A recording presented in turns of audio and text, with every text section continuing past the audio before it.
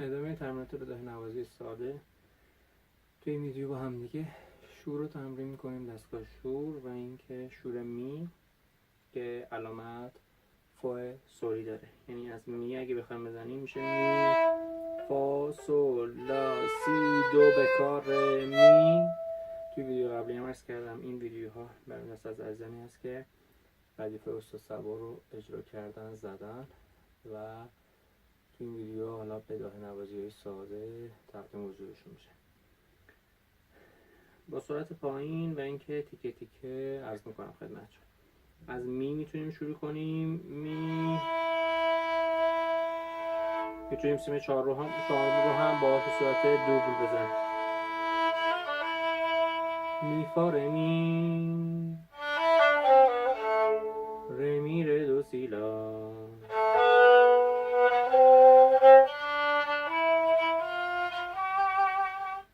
لا سی سی دو دو ره ره می می فا فا سول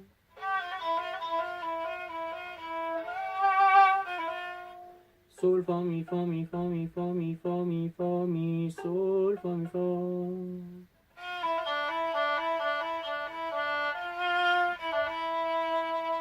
فا می ره می ره می ره می ره فا می ره می فا سول سول فا فا می می ره می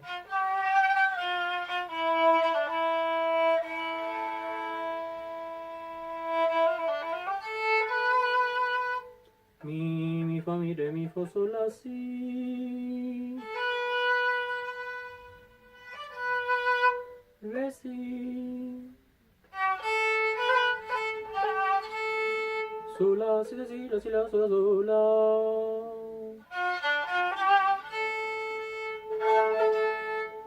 فا ره فا سول لا لا لا کوکمون هم هست می لا ره لا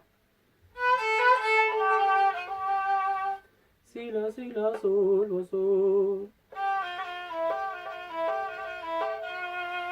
سول فا سول فا می سول فا سول فا می سول فا سول فا می سول فا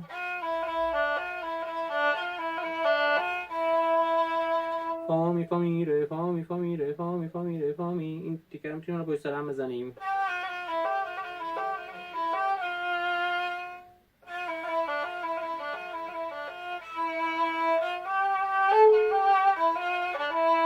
فا سول لا فا سول می فا ره می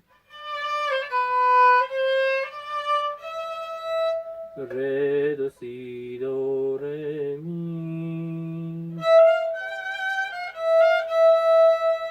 می فا سول فا می فا می لا سول سول فا سول فا سول یه نوت کمتره سول فا سول فا می فا می فا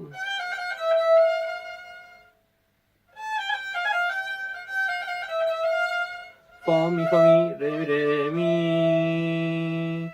ره می می ره دو ره دو سی دو ره ره دو سی دو یکی یکی کم میشه سی دو دو سی لا سی سی لا سول لا لا سول فا سول سول فا می فا فا می ره می ره می ره می ره سول فا سول لا فا ره فا می ره فا می ره فا می ره فا می. تکرار ره فا می ها دست خودمون.